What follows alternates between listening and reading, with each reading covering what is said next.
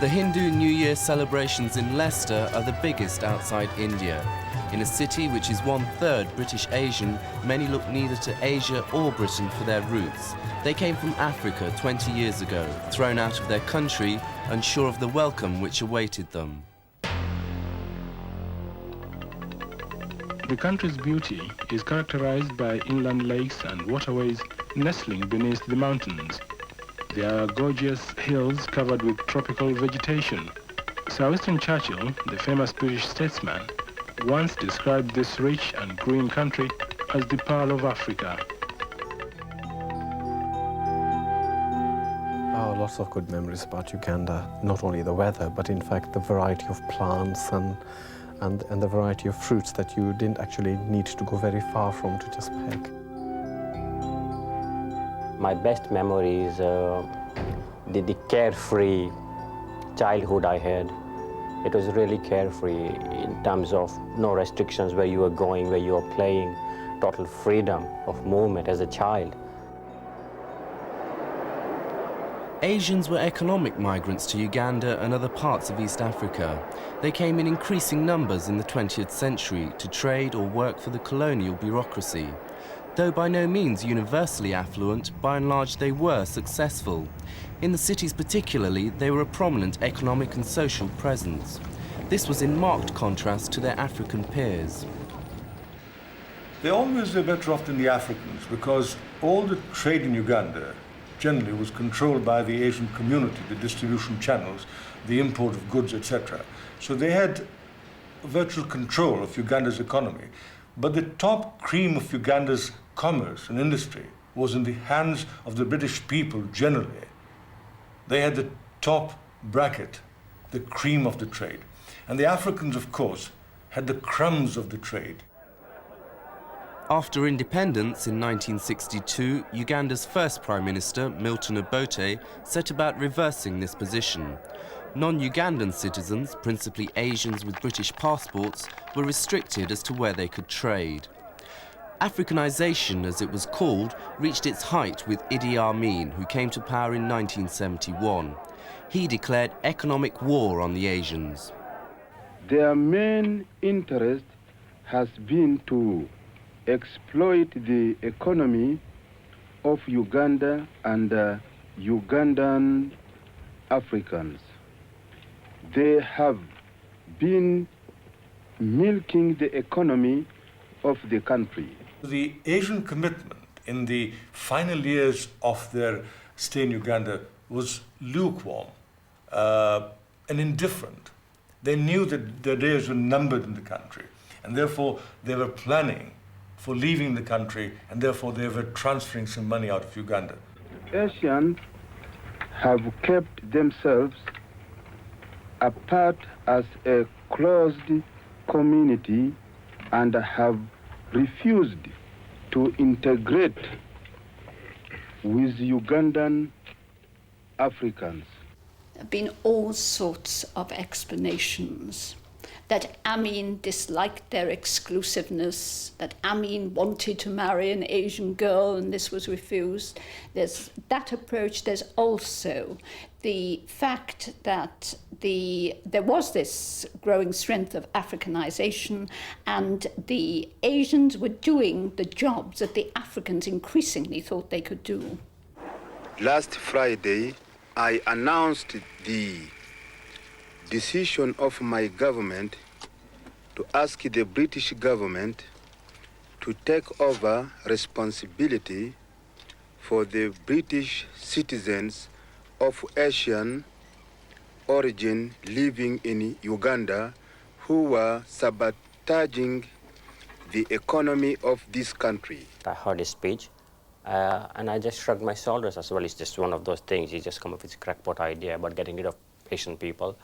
And I spoke with quite a lot of Asians there of my age, and nobody took it seriously to begin with, because the idea was such an idea that you just can't remove 70, 80,000 people who basically control the economy within 90 days. There were all sorts of conflicting pronouncements from Amin. First of all, those who had Ugandan citizenship could stay. Then he said that teachers and medical people could stay.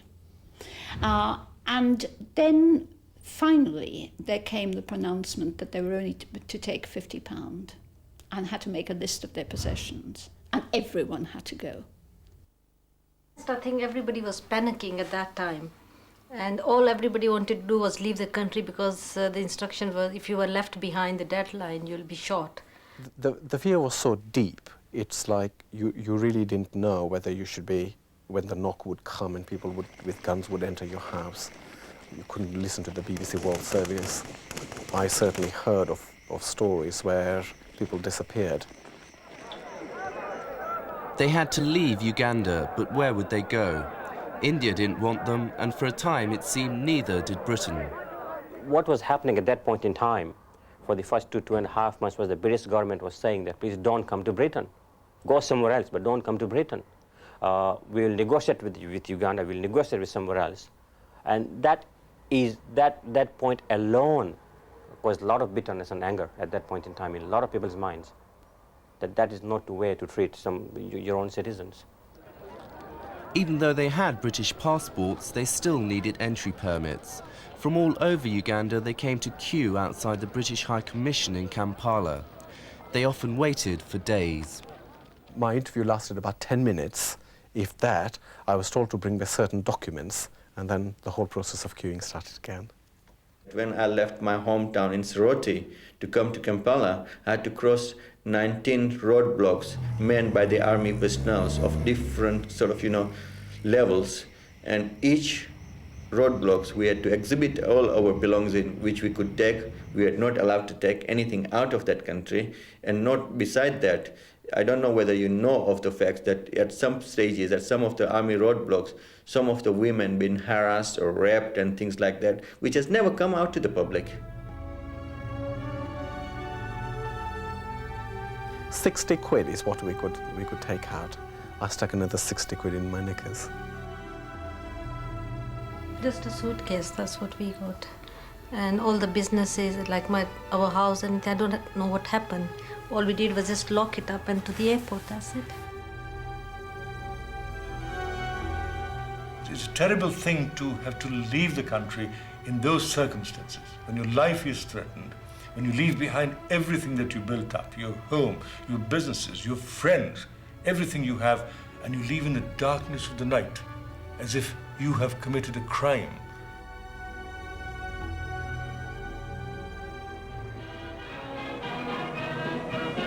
The masters of discrimination in religion and marriages and the agents of neo-colonialists were at last on their way to Britain. The African businessmen were eager to take over the running of their country's economy. They had full confidence that the final victory would be theirs.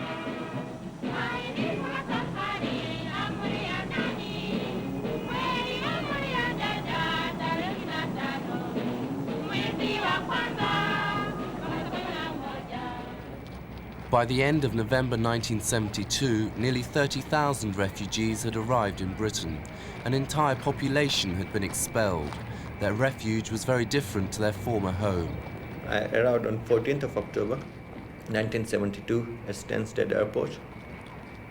The weather was totally different from hot to a cold, but there was a relief of a fresh air and a new life. First thing I realized was the cold. You hear about cold, but when you talk about cold in Uganda, it's a slight breeze. But you talk about cold here, and I believe you me, it is cold. Even now I feel cold. So you can imagine what happened at that point in time. For the lucky ones, their relatives were there to welcome them. Indeed, many had come to Britain precisely because they would receive shelter and support from their own families. It was with this security that they could go about rebuilding their lives. For the majority, their first taste of Britain was at one of 13 reception camps hastily set up in former military bases. They were a much-needed breathing space for some. For others, they brought home all that they'd lost in Uganda. People who had been in command of their own lives now found that they were becoming like schoolchildren, or had to become like schoolchildren again. There was this dreadful lack of privacy. The food wasn't good, and above all, women couldn't cook. It was all these small but very important denigrations which happened in the camp. The older people were quite traumatized. There was this whole thing saying, you know, how long are you going to be in the camp? What is going to happen? How many times do you have to move? The camps had to be left behind in the search for jobs and houses. The question was, where would they go? By a combination of persuasion and sanction, the authorities tried to steer them away from areas with an existing Asian population. You giving money to go to Leicester from there? Oh, yes, yes. Oh, no, wait a minute. You said London in the first place. You mean Leicester? પછી ત્યાં અમને ઓક્સટેટ કરીને સરીમાં લઈ ગયા હતા. ત્યાંના volunteer હતા ને બધા મકાન રેવા આપ્યું હતું ને મારા છોકરાને ગ્રામર સ્કૂલમાં જગ્યા આપી હતી, યુનિફોર્મ આપ્યો હતો. બહુ ફાઇન રીતના અમને એ લોકોએ સન્માન કર્યું હતું અમારા બધાનું. પછી અમે ત્યાં રહ્યા પણ ત્યાં આપણું એશિયન કોઈ નહોતું એટલે મને ઇંગ્લિશ ના આવડે એટલે મને બહુ ડિફિકલ્ટ પડતી હતી. પછી અમે આસ્તે આસ્તે અહીંયા લેસ્ટર ફરવા આવ્યા. તો મારા સગા અહીંયા હતા પછી અમે અહીંયા સેટલ થયા. Well, we were lonely. We wanted to be with obviously with people, and we had no relations or anybody there in Wolverhampton, and we just wanted to come to Leicester and be with family and friends.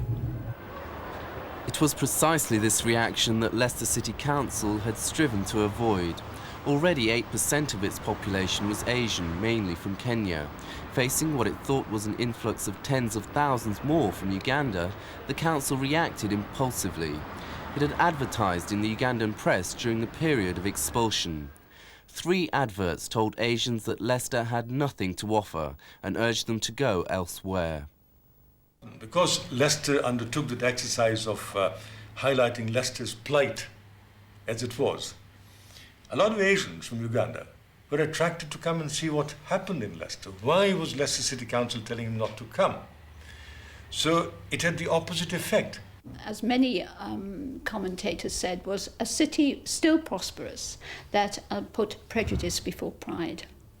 Obviously, I don't support what they said and what they did, but I fully understand the reasons why they came to that conclusion, and the reason was that they did not simply have enough information. The city of Leicester's atmosphere was terribly hostile towards the Asian community. I mean, you could feel it as you walked the streets, as you drove your car. You could feel the hostility, and I've said it before, you could cut the atmosphere with a knife. The people were frightened, they were apprehensive, they had no accurate information. The tone was set by the City Council, and indeed by the Leicester Mercury itself. And instead of putting some of the affirmative side forward, it was all negative. In a climate of prejudice and fear, extreme right-wing groups prospered.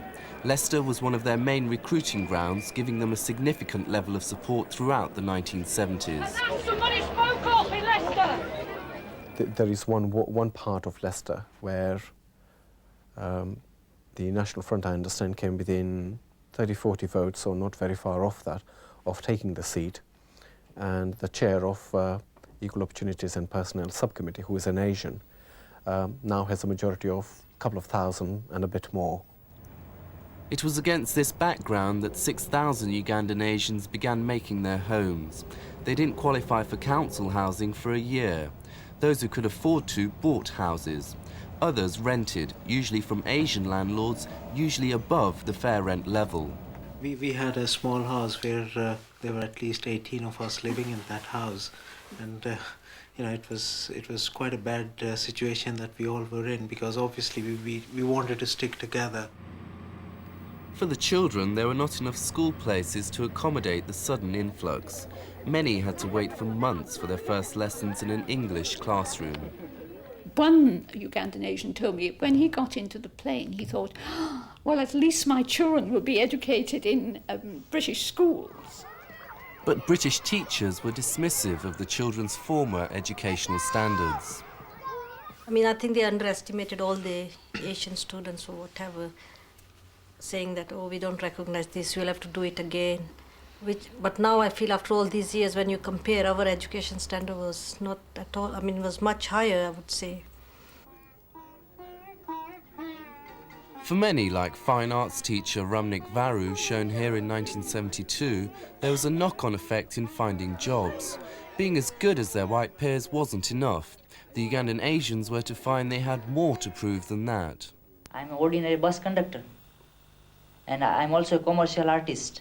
I went to many firms for the job of my own choice, but wherever I went, I was let down. They say they want to see that I'm experienced, that I got experience of England. I say, look, I got experience, but I've gained in Uganda. But you can see my standard of work. It is as good as here. Business-wise, unfortunately, we didn't have the capital to do the business. I don't know whether you could call it pride or honorable. My father did not want to sign on the dole to get the money. So, we eventually, immediately, somebody had to go out and start working. For the older men, with a small command of English, their skills were not transferable. And it was they who suffered most, lost their honour, their dignity, as well as their businesses. Many of the younger Ugandan Asians did get jobs shortly after arriving in the country. But like Maz Mushru, they found there was little opportunity of promotion. He categorically told me that because of my color of skin, I would not become the #1, and I knew where my career was stopping at that company, and then I decided to look for my own job. And that's where my photo center started. This desire for equal treatment and independence led many to go into business. They had the experience and there was a vast market to sell to. Nice, easy, beautiful. I think basically they just looked around at what options were available and just were willing to take a chance and start very small and just work at it from there. Asians have this cohesive, homogeneous family feeling and family unit, all of whom, all members of the family, pool their resources together and they gradually accumulate capital which they then use to acquire businesses and houses. People who came in, worked in factories, were made redundant, or would have been made redundant if they hadn't bought up the businesses. And this entrepreneurial skill has actually stood not only the community in good stead, but is proving beneficial to Leicester. They came in at a crucial time in our inner city areas where there was decay, and they have created a thriving and a impressive business community. The Belgrave Road, Green Lane Road, Narborough Road, central arteries that lead to the heart of the city, now embellished with the economic progress of the Ugandan Asian and the Asian communities. I'm so glad to see people from my own country. Ironically, 20 years on, this substantial success has attracted the attentions of the current Ugandan government. Several delegations have visited the city in an effort to re-attract investment and encourage Asians to reclaim property they left behind. These people have a right to go back to where they belong. So that's one thing. Secondly, we appreciate that there is no country in the world which will build its economy purely by the nationals. So we consider that Asians, particularly those who have got affection to the country, have perhaps more to do with the rebuilding of the economy which was shattered a long time ago during the Amin's time and part of Obote's time, together with the Ugandans. For the majority of Ugandan Asians who have settled in Leicester, this offer has little attraction. But for those like Arshad Sheikh, whose jobs and businesses are currently under threat due to the British recession, the Ugandan proposition could be a tempting alternative. Back in Africa, you could virtually sell anything. You just had to reduce the price and it would sell. Whereas it wasn't the case here. If you get lumbered with goods, that's it, you've had it. Increasing numbers of Asians have been back to Uganda, partly to visit what many still regard as their homeland, partly to explore the possibilities of trading there again. But the most important consideration for all is whether they can take the risk of starting from scratch in a country which 20 years ago threw them out. I personally would not go back to settle as such, because there's nothing for me to go about and claim. It would mean starting all over again if I decided to go, which is not possible now. Khalid Sheikh is one of those whose attachment to the country of his birth has enticed him back. He feels it's time to forgive and forget. What we really have to decide now is where do we go from here? Because make no mistake, if we don't start looking at it from a positive side, there are many other countries, European and Eastern European and the Far East countries who are already down there. They're doing, they're taking all the business that's available. So unless we start changing our tune and looking at more than just the property issue, we're going to miss out on a lot of the business action. Well, something like 2,000 Asians are currently resident in Uganda. Most of these are business people. But the vast majority of the Asians cannot and will not return to Uganda to make Uganda their homeland, despite the fact that the properties are being returned to them. Most will go and acquire the properties, sell them off, or rent them out and not live there. It's not practical. Yes, Uganda has got investment opportunities because Uganda needs everything, but there will not be mass exodus of the former Ugandan Asians from the UK to Uganda. That's not going to happen. For most, their past in Uganda is of less concern than their future in Leicester. Either parallel with or because of the community's economic strength, there's been a growing involvement in local politics. Just not this report at this point in time. This is perhaps a lesson learned from Uganda, where their economic influence was singularly ineffectual against political might.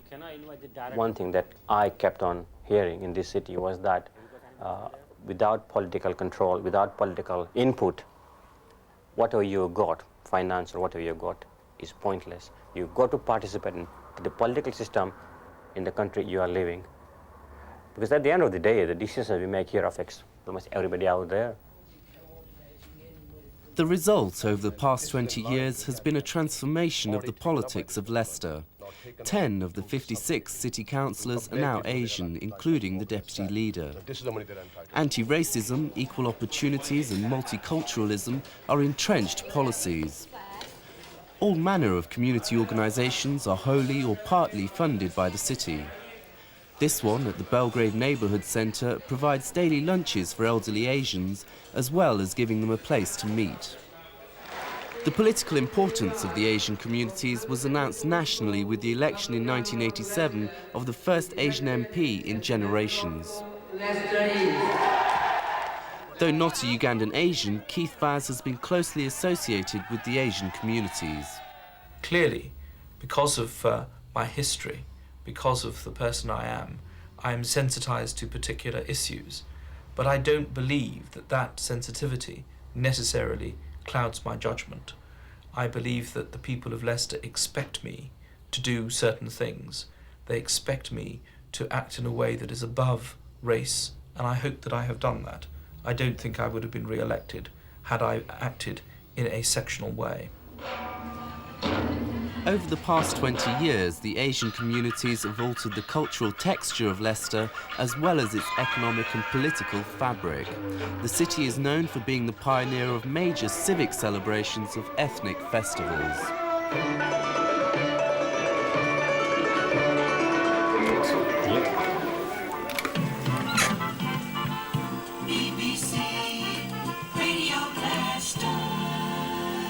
This is the BBC on 837 AM.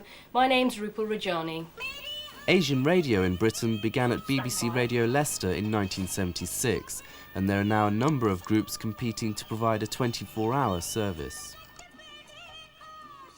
The Leicester Mercury has become the first daily newspaper to have a specific edition for its Asian readers, a complete turnaround of its initially hostile reaction to Ugandan Asians.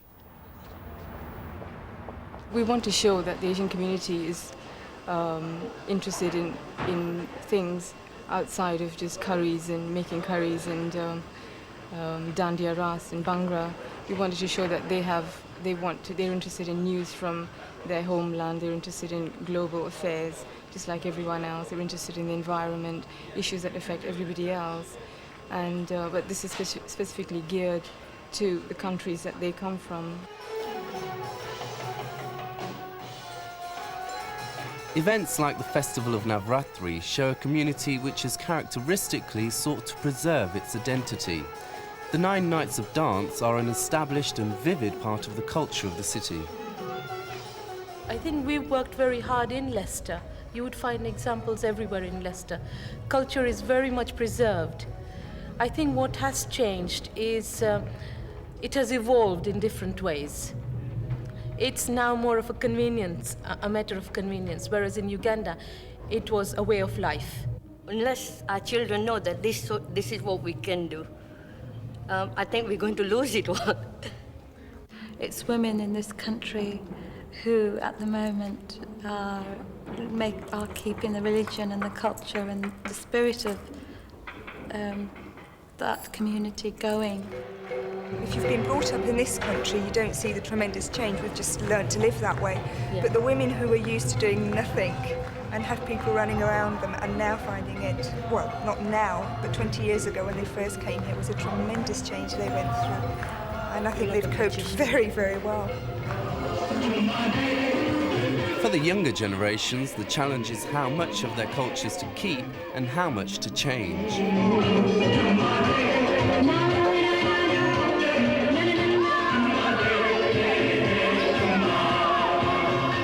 I think of myself more as British Asian because I don't really know anything about Uganda, so it's not right to say I'm a Ugandan Asian really. What comes first? Well, being born here, I'd have to say British, wouldn't I? Because this is my, well, I speak English more than I do Indian probably. Well, I find the worst bit is if you end up going, say you're getting temple or something, you've got a traditional dress, and you've met your friends walking by, you think, oh no, what am I going to do? I think I became more aware of the fact that I'm an Asian, I'm a British Ugandan after I came back from a holiday in the States in 1988, when the people I spoke to who were Asian tended to say that they were American, and you know, as far as they were concerned, they were white before they were anything else. And then I came back and I thought about it a little, and I thought, well, I'll always be Indian before I'm anything. I'm very proud of it. 20 years on, the demons of the past have been exorcised. The story of the Ugandan Asians isn't a fable of rags to riches, but of ordinary people struggling to survive in the most extraordinary of circumstances. In the process, something rather special has been created in Leicester, a city which 20 years ago looked to the future and panicked. I still sometimes, when I get fed up with this washing and everything, and I can think back, I mean, all that days, I think, oh, I wish I could go back if there was security. Idi Amin, he's done a lot of the Asians a great favor. So I don't think they should really be complaining, because 85% of them have got what they really wanted, and I don't think they would have had even half of that had they stayed behind. Living happy ever after is, you know, a lot of people have settled down, as we pointed out earlier. But on the other hand, there are people who are still struggling. I said I've got a job, but my job is not a secure one. We're very happy here, and after 20 years, you know, we just feel settled here. This is our home.